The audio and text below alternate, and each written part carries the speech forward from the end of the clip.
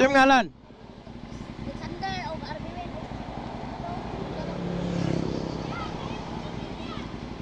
Dah.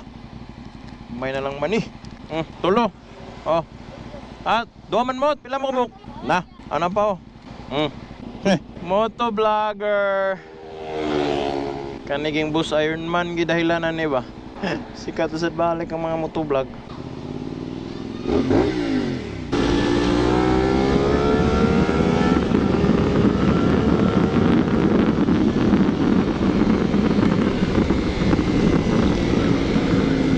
So what's up guys? Good afternoon sa lahat. So sa today's video is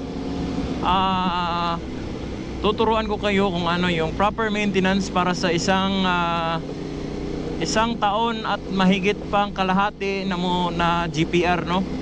So ipapaalam ko sa inyo kung ano yung mga wear and tear niya na common issue regarding sa mga matatandang GPR na, no? Kagaya ng sa atin. As usual, doon tayo kang Master Ryan sa may kusa, dito sa may Kugman.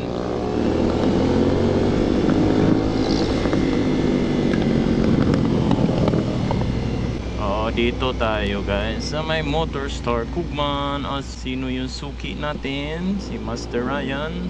So yun guys, nakita na diretso yung ating first issue of the day. Ang merong numero 1 nakasangsang sa gulong.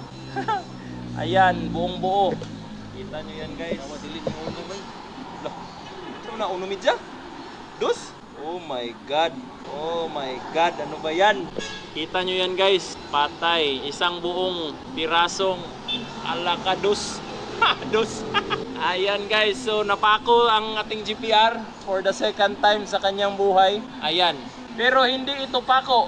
Di man limbre ray. Alambre man ni ray. Ayan guys.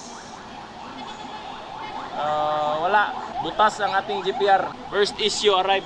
So yun guys, tinanggal na at ipanadala ko na sa may vulcanizing shop ang ating gulong. So ang gagawin natin ngayon dito sa ating GPR guys is ating paiiklian po natin yung ating chain ulit kasi nung tayo ay nag 17 teeth po na engine sprocket. Yes po, 17 teeth ang sagad po niyan, no? Mawawalan ka lang ng sprocket cover pero sasalpak po ang 17 teeth na engine sprocket. Yun ang 17 guys ay napaka high speed niyan at hindi kaya ni GPR na sagarin kahit na 4th gear. Hindi niya maisagad yung 4th gear pag nag 17 teeth ka guys. Pero guys, isang malaking advantage po ng 17 teeth is ang fuel economy ng motor nyo. Kasi guys, pag nag 5th gear po kayo ng cruising speed lang ng 17 teeth, nasa 100 kilometers per hour ka na po, na nasa 5,000 RPM lang po yung makina nyo. So napaka-chill po ng 17 teeth at hindi po ma-vibrate. Ulitin ko, hindi ma-vibrate po kasi hindi na stress ang makina ninyo kapag 17 teeth yung ginawa ninyo. Okay, so ayun guys, nung nag 17 kami is dinagdagan ko ng dalawang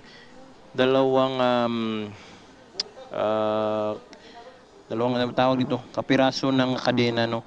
So ngayon dahil nag-stay na tayo sa 14, wala na siyang silbi. So gagawin na natin, tatanggalin natin yung dalawa para bumalik siya sa kanyang natural na sukat, okay? Para hindi gaanong malaylay. So ayun guys, bumalik na ang ating gulong. Dalawa pala ang napako. So yun, 200 pesos kasi 150 pag isa lang yung butas. So 50 sa succeeding mga discovered other butas, no? So ayun guys, ang maintenance ng ating chain is pinaliguan niya ng gasolina para mawala yung mga taya-taya, no, or yung mga kalawang. So ayan, dapat ang play niya is 1 to 1 inch lang yung play niya, no, 1 inch ganun. Kasi para hindi magwe-wave yung ating chain at walang play gaano, no? So pag walang play guys, ang response ng ating makina, yung gulong galing sa makina is mas precise siya, no? Pag ganun, pag walang masyadong play. So yan yung advantage guys pag mahigpit yung chain. Kaso lang delikado kasi pag sobrang higpit baka maputol na naman, no? So dapat nasa insaktong kwan lang, no? Yan, sakto na rin. Tapos huwag kalimutang maglagay ng chain lubricant. So every week or kada washing nyo is maglagay kayo ng chain lubricant. Okay? Okay. So ayan guys, yan yung mga maintenance ninyo sa inyong chain. Tsaka yung sprocket ninyo, i-check nyo rin kung maupod na ba or hindi pa. So in my case, hindi pa po upod ang ating sprocket. Sige, liw ka. Yan, maganda pa yung ipin ng sprocket natin. Yun, ano pa, so hindi pa ito na change oil. So i-change oil pa yan ni Ryan mamaya pagkatapos ng pagkabit ng paglock ng gulong. Okay, okay guys. So ayun guys, tingnan nyo yung brake pads ng ating GPR sa rear. Stock pa rin yan, napakapal pa rin kasi hindi yan ginagamit. So again guys, harapan lang talaga ako nagbe-brake, no? Kaya hindi talaga yan nagagamit. So yun, di ba, sa previous videos ko na hindi ko talaga nire-recommend na gamitin yung rear brake sa sa sports bike, no? Kasi yung weight niya is andun lahat sa harapan. Okay, yun guys. And ano pa, so paliliguan natin mamaya yan at bibleed muna niya yung oil. So yun guys, na-top up na ng ating master mechanic ang ating oil, no? So ito yung oil na ginamit ko kasi unfortunately walang SIC available, no? Gayon pa man, fully synthetic pa rin ang ating ipinalagay. Castrol yung brand, so walang problema, basta fully synthetic po siya. So yun, first fire up onray. Yan, cold start.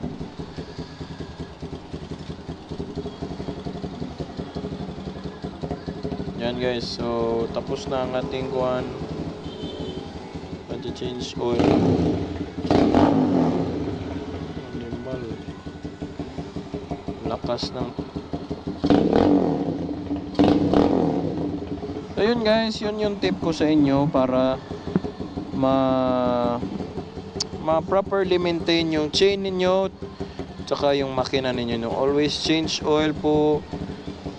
Kung fully synthetic, pwede hanggang 2 months. At kung palagi kang nagbibiyahe, pwede lang until 3,000 kilometers yung fully synthetic, no? Mag-change oil na kayo. Kaya ganyan nga, matakaw to sa oil ang ating GPR. So dapat fully synthetic lang po yung inilalagay nyo para hindi mabilis masunog yung oil. Kasi kumakain to ng oil, nanununog ng oil.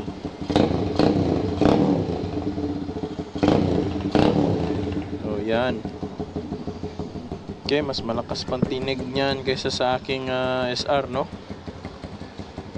Okay guys, so I hope may natutunan kayo sa video na ito. Keep your GPRs maintained para hindi masirain, okay? Kahit matagal na tong GPR ko, hindi pa rin ito pumapalya. Okay?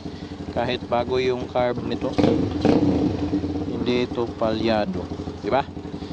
So okay, so salamat again guys sa pagpanonood ng ating video at sa uulitin ng ating mga maintenance ng ating motor para kayo mga newbie dyan may matutunan. Okay, maraming salamat, see you again soon guys, bye bye.